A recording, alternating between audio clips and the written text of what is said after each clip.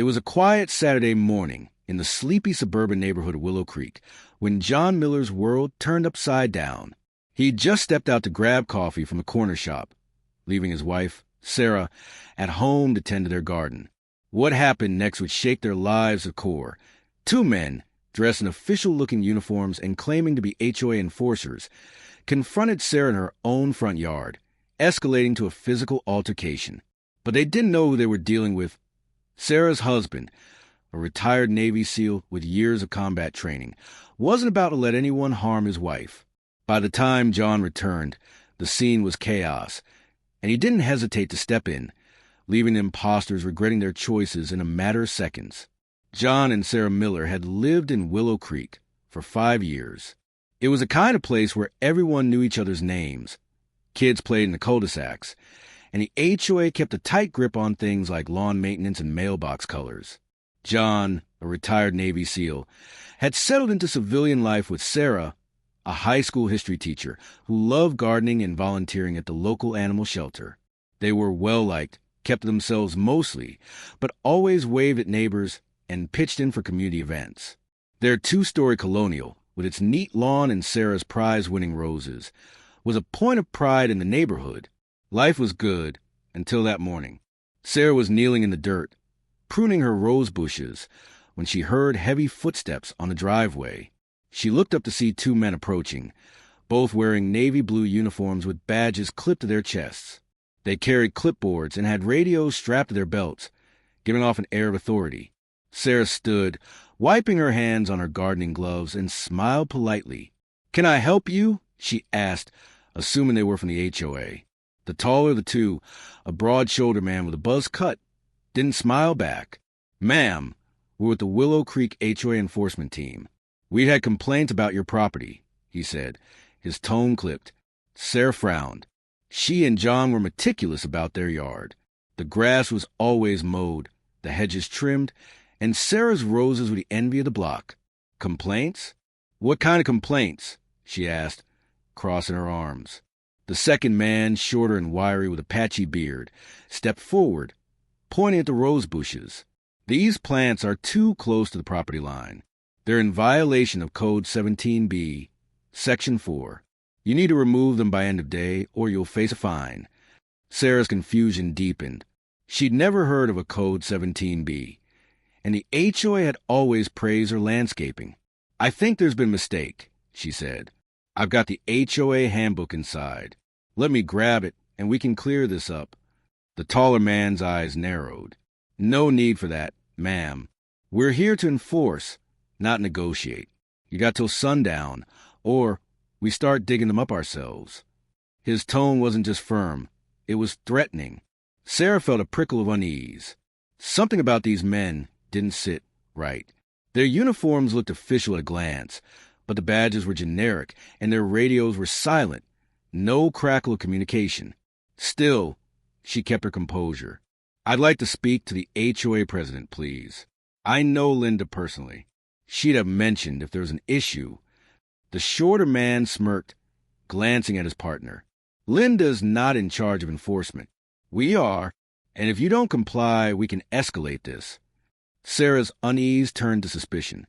Willow Creek's HOA was strict, but it was run by a board of volunteers, mostly retirees who sent polite letters, not men in uniforms making demands. "Escalate how?" she asked, her voice steady but her heart starting to race.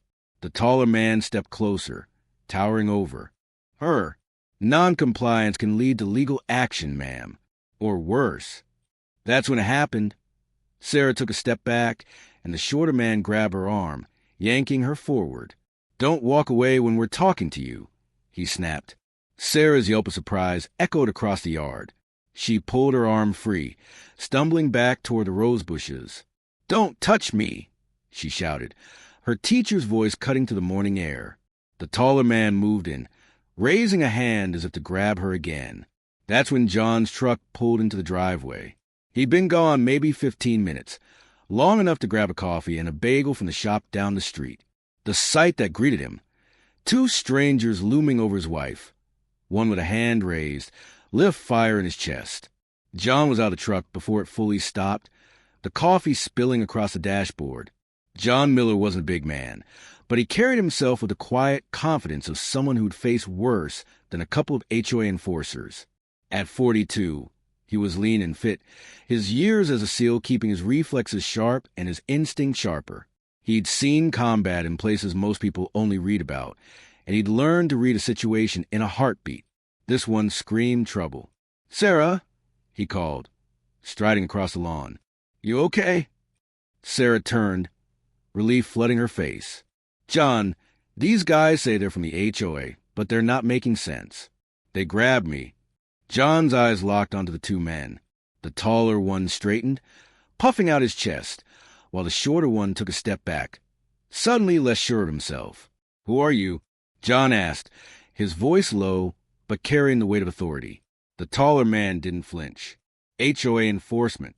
Your wife's in violation of property codes. We're handling it." John's gaze flicked to their uniforms, the badges, the clipboards. Something was off. He'd dealt with the HOA before. Linda, the president, was a stickler, but she didn't send goons in uniforms. "Show me your ID," John said, stepping closer. The shorter man hesitated, glancing at his partner. "We don't need to show you anything. We're here on official business." John's jaw tightened. He'd seen enough in his career to know a bluff when he heard one. These guys weren't HOA. They were impersonators, and they'd just put their hands on his wife. "Last chance," John said, his voice like steel. "ID now." The taller man laughed, a short, barking sound. "You don't tell us what to do, buddy." He reached out, shoving John's shoulder to push him back. That was their first mistake. John's training kicked in like muscle memory. He sidestepped the shove, grabbing the man's wrist and twisting it in a fluid motion.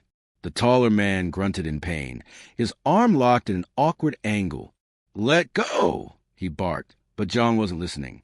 He drove his knee into man's midsection, doubling him over, then released the wrist and delivered a precise strike to the side of his neck. The man crumpled to the grass, gasping. The shorter man lunged, swinging a wild punch, but John was already moving. He caught the man's arm, redirected his momentum, and swept his legs out from under him. A quick follow-up jab to the jaw sent the second man sprawling, unconscious before he hit the ground. Sarah stood frozen, her gardening gloves still clutched in one hand. "John, what the hell just happened?" she whispered. John was already kneeling beside the taller man, checking his pockets. No wallet, no real ID, just a cheap badge with HOA security printed in block letters. The radios were props, not even turned on. "These aren't HOA," John said, his voice grim. "They're fakes." He pulled out his phone and dialed 911, keeping one eye on the men. The taller one was starting to stir, groaning as he clutched his side. "Stay down," John warned, and the man froze. The police arrived within 10 minutes, lights flashing but no sirens. Willow Creek wasn't used to this kind of drama.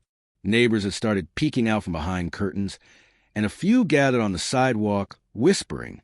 2 officers, a veteran named Carter and a younger guy named Ruiz, stepped out of their cruiser. John explained the situation calmly, recounting how the men had confronted Sarah, grabbed her, and how he'd intervened. Sarah backed him up, her voice shaking but clear as she described the encounter. The officers cuffed the 2 men, who were now both conscious but dazed, and loaded them into the back of the cruiser.